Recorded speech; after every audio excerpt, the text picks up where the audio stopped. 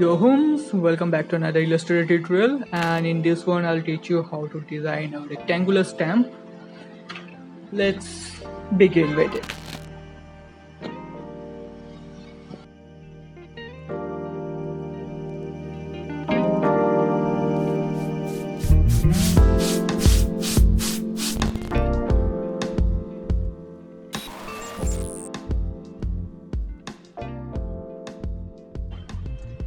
Now, just like other things, a rectangular stamp also has some standard sizes.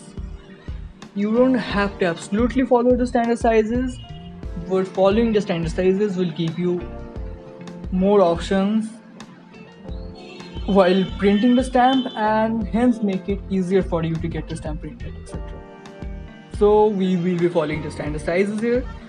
There are two. I am following the larger one, which is 2.5 inch by 1 inch.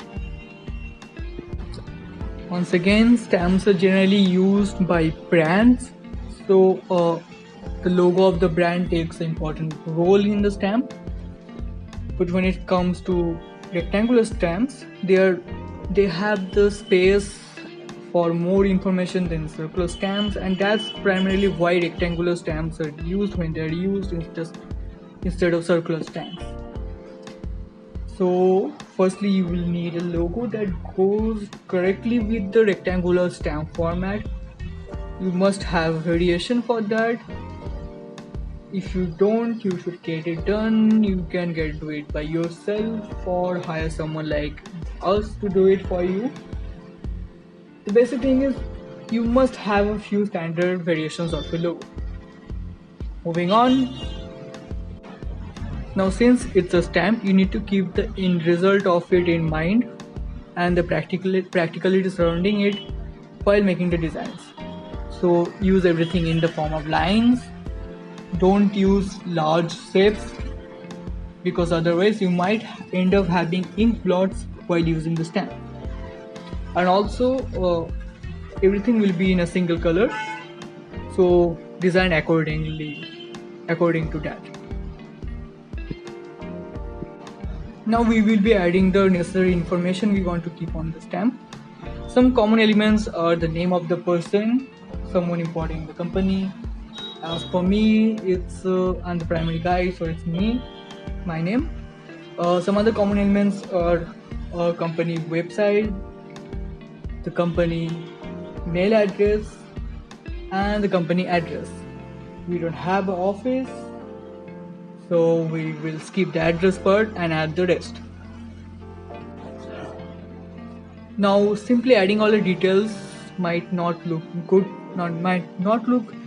pleasing to the eye and might affect the visual hierarchy, and both of these are important, although less important than putting all the information out there, but important enough for you not to ignore it. So we will keep the visual hierarchy in mind, and to group the objects, in this case the text details, and easy way to do that is by using separating lines. They don't just group the different text together, they also makes up for the differences in lengths of text.